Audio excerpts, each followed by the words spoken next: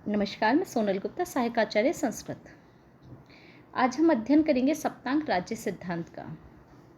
राज्य किसे कहा जाए अथवा राज्य की परिभाषा क्या है, इस विषय में ना तो ऋग्वेद ना ही उत्तर वैदिक संहिताओं, ब्राह्मण ग्रंथ और धर्म ग्रंथों में कुछ लिखा गया है। बुद्ध के युग में कौशल और मगध जैसे सुसंगठित राज्यों के उत्थान के बाद सबसे पहले कौटिल्य के अर्थशास्त्र में इन 7 अंगों से युक्त संस्था को बताया गया है। कौटिल्य ने जिन 7 अंगों का उल्लेख किया है वह है स्वामी, अमात्य, जनपद, दुर्ग, कोश, दंड और मित्र। स्वामी अमात्यो पुरम राष्ट्रम कोश दंडौ सुहर तथा सप्त प्रकृत्यो होता सप्तांग राज्यम उच्यते।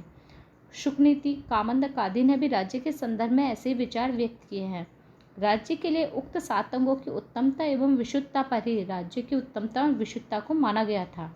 विद्वानों की यह मान्यता है कि राज्य के इन 7 अंगों में यदि एक अंग भी विकारग्रस्त हो जाएगा तो संपूर्ण राज्य ही विकारग्रस्त हो जाएगा। अब हम अध्ययन करते हैं सप्तांगों का। नंबर 1, स्वामी। स्वामी का अर्थ है प्रधान या अधिपति। इसका उल्लेख सभी स्रोत ग्रंथों में इसी रूप में हुआ है। संभवतः राजतंत्र और गणतंत्र दोनों के प्रधान को राजा की संज्ञा दी है, परंतु ध्यातव्य है कि सप्तांग के प्रतिपादन के परिवेश में राज्य के प्रधान के लिए किसी भी ग्रंथ में राजा शब्द का प्रयोग नहीं हुआ है। इसके बजाय स्वामी शब्द का प्रयोग किया गया है, जिसका अर्थ है अधिपति। परंतु यह सुनिश्चित है कि प्राचीन समय में राज्य का सबसे प्रधान अंग राजा ही होता था। राजा के प्रमुख गुण इस प्रकार से बताए गए हैं: उच्च कुल उत्पन्न हो, जितेंद्रिय, धर्मनिष्ठ हो, सत्यवादी, बलवान, उत्साही, दृढ़ प्रतिज्ञ, विनम्र, विवेकी, तर्क वितर्क में प्रवीण, न्यायप्रिय, स्पष्ट वक्ता, शास्त्र एवं शस्त्र विद्या में कुशल, प्रजापालन में सक्षम एवं राज्य कोष में वृद्धि करने वाला आदि। अमात्य। इस अंग का उल्लेख सभी ग्रंथों में इसी रूप में हुआ है।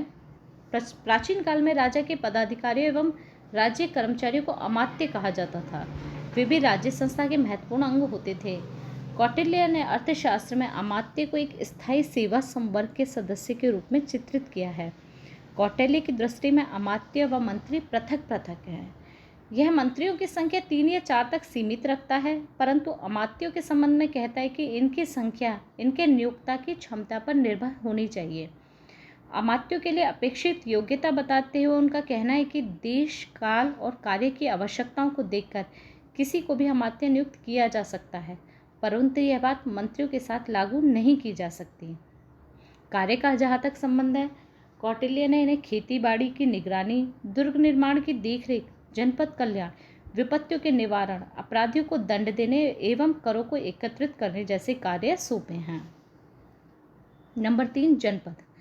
तीसरा अंग जनपद है, जिसका शाब्दिक अर्थ होता है जनजातीय बस्ती है।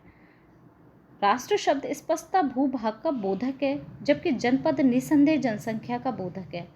अर्थशास्त्र में परिभाषित जनपद शब्द से यह संकेत प्राप्त होता है कि इसमें भूभाग और जनसंख्या दोनों का समावेश है।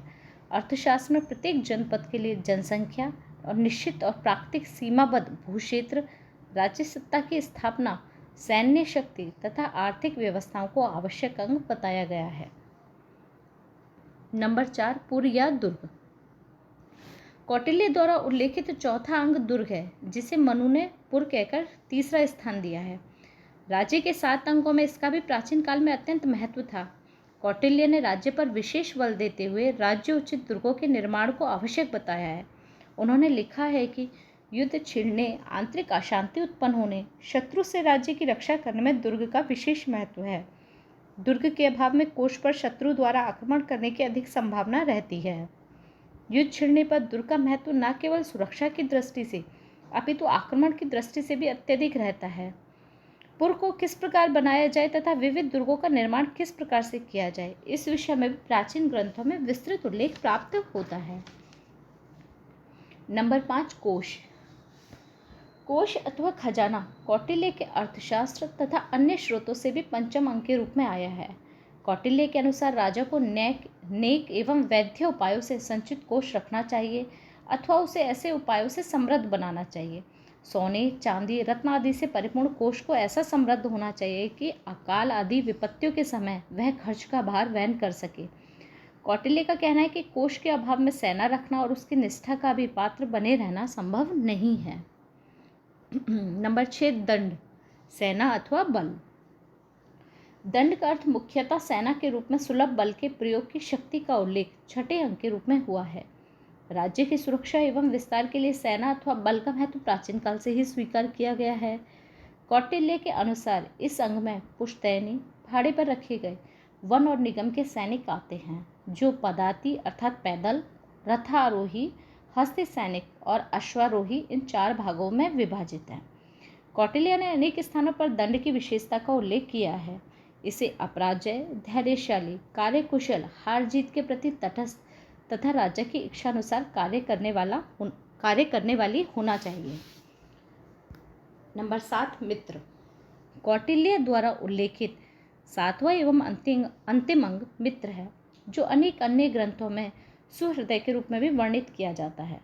कौटिल्य के मतानुसार मित्र बनावटी नहीं वंशानुगत होना चाहिए, जिसके साथ विभेद की गुंजाइश ही ना हो और जो अवसर आने पर सहायता करने के लिए तैयार रहे। मित्र राज्य के संदर्भ में उन्होंने लिखा है कि वह ऐसा होना चाहिए जिसके साथ पितृ पितामह आदि के समय से ही मैत्री संबंध चला आ रहा है, जो स्थायी हो, जिसमें नियंत्रण की सत्ता हो, जिसे अपने विरुद्ध ना किया जा सके और जो शीघ्रता के साथ बड़े पैमाने पर युद्ध की तैयारी कर सकने में समर्थ हो। इस प्रकार से आज हमने कौटिल्य के द्वारा प्रतिपादित सप्तांग राज्य सिद्धांत का अध्ययन किया है।